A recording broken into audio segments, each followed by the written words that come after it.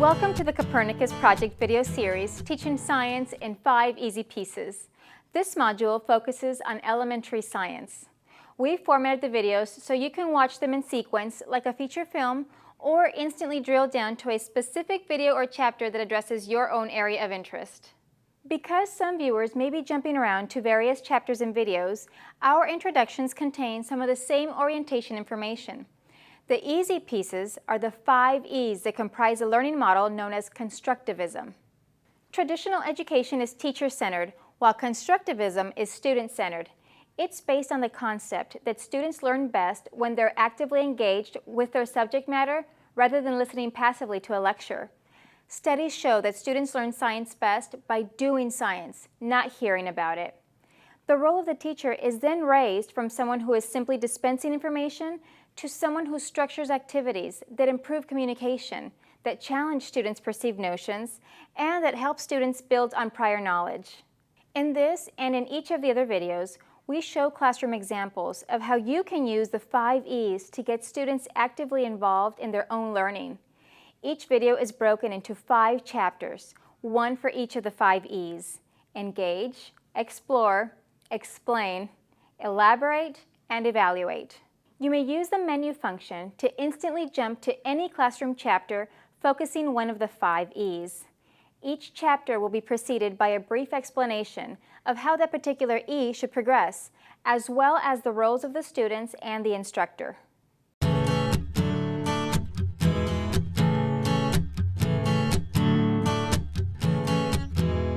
The first E is engage. It's all about involving the students in something they are interested in. Ideally, it will be tied to science content to be covered later on in the lesson. During the engage, students first encounter and identify the instructional mission. Here they make connections between past and present learning experiences. They lay organizational groundwork for activities ahead, and they stimulate their own involvement with their anticipation of these activities. When I say phases, you say shapes. Phases, Shapes. phases, Shapes. phases. Shapes. Okay, I'm going to give you a piece of paper. I'm going to have you hold it vertically, or portrait. You're going to fold it in half, once this way, and then again in half. You're going to open it back up.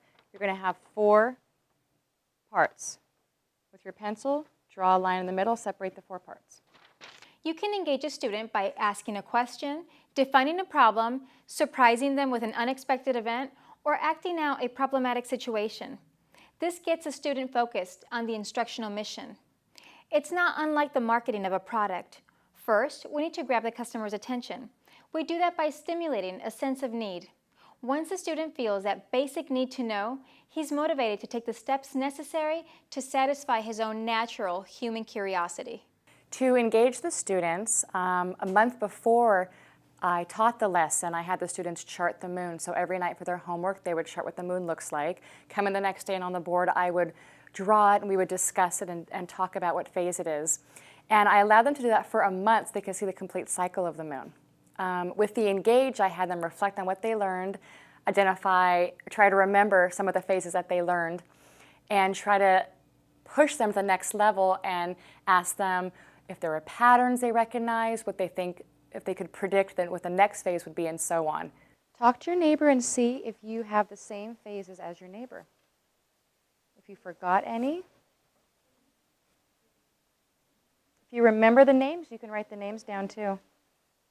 Let's look at the first one we have up here. The little part is the moon and the big part is the darkness. What phase does this look like to you? Jeremiah? Good, crescent, excellent.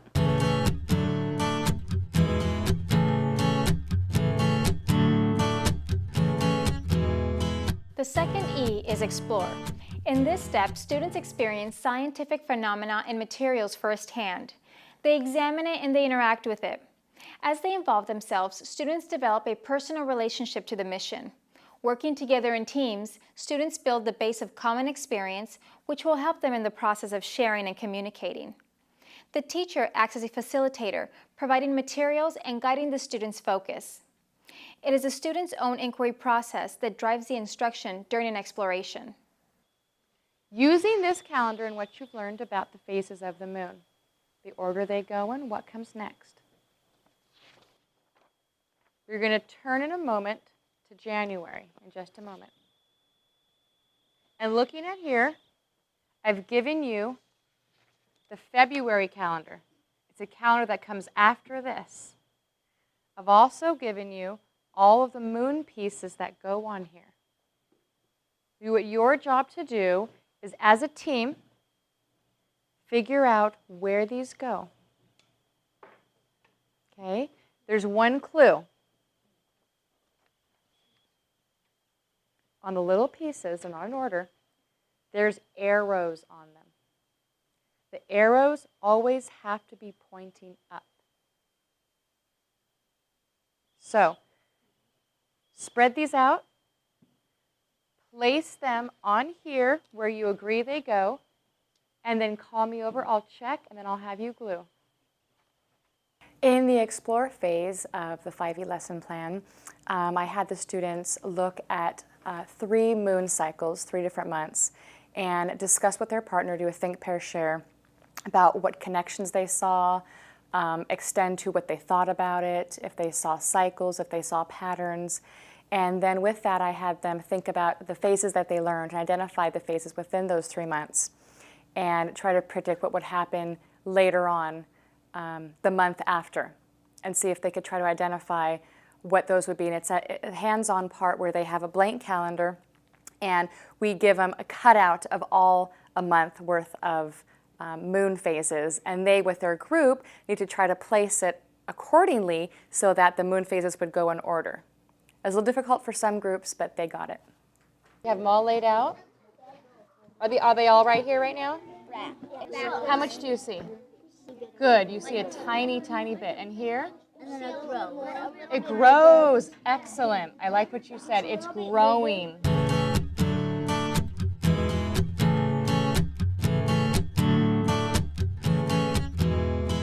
The third E is explain. This is when your students, all of them, explain what they found during the Explore stage. Language motivates a student to sequence events he experienced into a logical format. Communication occurs several ways: between peers, between the teacher and students, and within the learner himself. Working in groups, learners support each other's understanding as they talk about their observations, ideas, questions, and hypotheses. Okay, we've done a really good job of charting the moon every night with our moon maps and looking at the moon and drawing a picture of it to see what the moon looks like over time. I want you to remember those that we've done right now. And I want you to think to yourself. You're going to think, pair, share. Think to yourself first. Does the moon follow a particular pattern or sequence? I want you to think about that right now.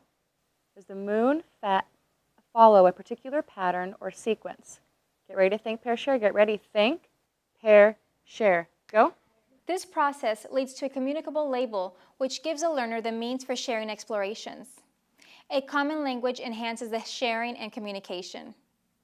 The teacher can augment that common language by providing labels for student findings and events that correspond to historical and standard language. The students' created works, such as writing, drawings, video, or recordings, provide tangible evidence of their progress and growth. In the explain portion of the lesson, the students explained what they thought the calendar should look like. We went around and had group responses. We charted some responses on the board as what phases go next. And with the cycle, it has the 29 days, but on their papers, we just talked about the main phases, the full moon, the gibbous, like that. And they had a discussion, a group discussion that followed. We also showed some of the groups on the Elmo overhead for all the students to see what other groups did and had them discuss what they thought, if it was correct or not correct, and how they could change that, which gave them an opportunity to rework theirs before they actually used the glue. If you think it follows a pattern and sequence, let's think about what that sequence and pattern looks like. It still has a lot of its brightness shine, except probably about 1/10 of it is out. Okay. On the other half, it was instead of the other days. So it's a little bit less now. You can see a little bit less of the moon. And then what? The other way. If we'd have to flip it like this, and the arrows would point this one maybe. Do you maybe want to put all the arrows up right now and look at all of them together? Oh yeah. That might be easier.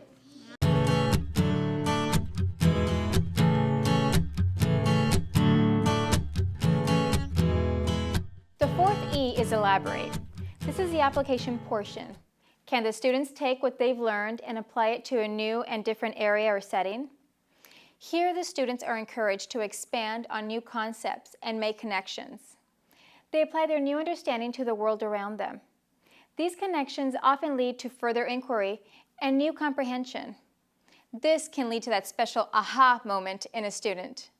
In the extend or the elaborate portion of the lesson, my students wanted to make connections on their past experiences of observing the moon and how far ahead they could predict the moon. And that's when we brought up the Stellarium, a free program on the internet that you can download that allows you to look at the moon phase at any time. You can speed up to any year to the past and go to any location on the Earth at any date and look at the sky, and including the moon phases. So we actually show them we can go 10 years, 20 years into the future and predict what the moon will look like on certain days. You all did an excellent job charting on the paper that you did for the calendar. With this program, I'm going to show you what the moon looked like. Full moon, waning gibbous, third quarter, waning crescent, new moon.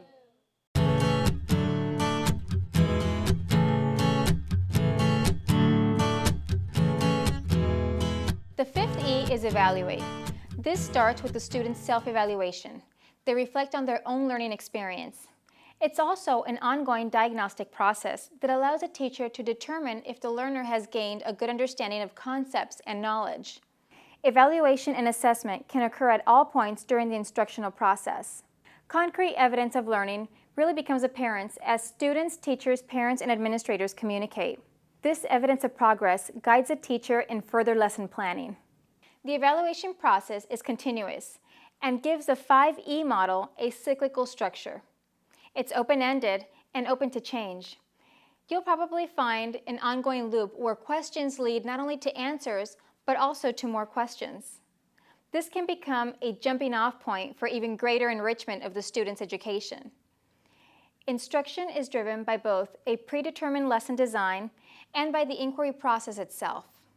In the evaluate phase, we like to combine science and literacy. So we usually have them do a writing piece.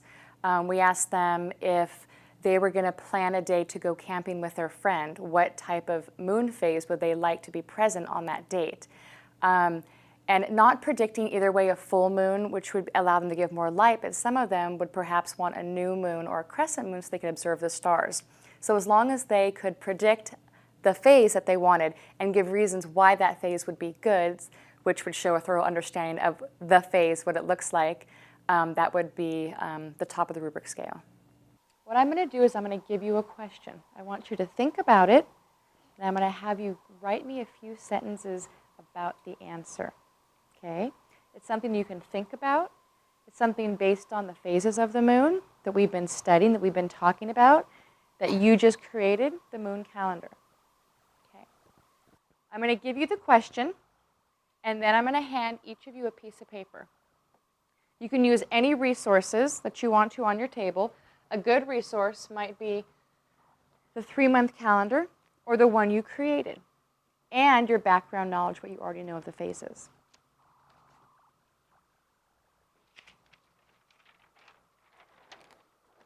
If you were to go camping with a friend, based on the phases of the moon, what would be the best day to go camping? If I must choose a phase to go camping, I would go on a waning gibbous, because it is bright and almost full. I wouldn't like to go on a full moon because sometimes it gets pale or yellow. Gibbous is very beautiful to me. It is a complex word and most people do not know the name. It would affect the light we use of flashlight, which saves the electricity, which is good for the environment. The moon phase I would like is a full moon. I want the full moon because coyotes are out when it is a full moon. The moon would affect my trip by giving me more light to sleep. The moon would look like a round bouncy ball. If I went on a camping trip based on phases of the moon, I would go when it's full. I would go on November 26th because it is the night of the full moon. Also because when you go camping, it is beautiful, and the full moon is beautiful too. So a full moon will just be a beautiful light shining in the sky, which will make your trip even better. I think with the 5E lesson plan, it allows the students to see that they are a part of the process. With inquiry-based, it allows them to think of the ideas, them to think of the questions, as opposed to the teacher telling them the information. They're allowed to explore the information, think about it, make connections to their life, and ask the questions how it relates to them. And it changes their thinking in a few ways, I think. One of them is that they relate to the surroundings in a better way. They realize that what they see in life, the science, is actually part of them. It's part of their life, and it affects their life. And the other component is that they get it and they understand it and they talk about it. And they see that all of this does make sense. They've learned it, they've experienced it, and they're engaged in it. And it's part of them, and instead of the teacher telling them the information, they're able to tell the teacher what they learned. So after mapping the moon and doing our moon calendar, you've shown me, the phases of the moon. We've talked about the moon cycle, and you filled your calendar in, and now you've explained to me that you know the phases. Excellent job.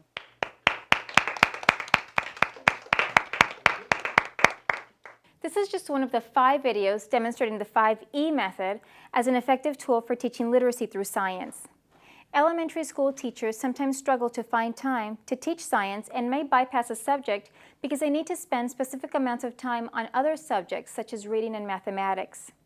It's a common misconception that science must be taught exclusively. In reality, it can be part of a broader curriculum. The Copernicus Project and the University of California, Riverside Graduate School of Education created this series with a vision for shaping ideas, shaping minds, and shaping the future. For more information on the Copernicus Project, please visit our website at copernicusproject.ucr.edu or call the number on your screen.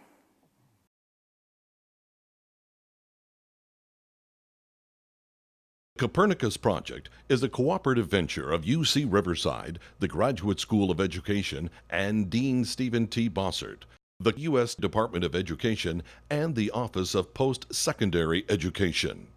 We're grateful for the support of many other educators, institutions, and faculty members like you.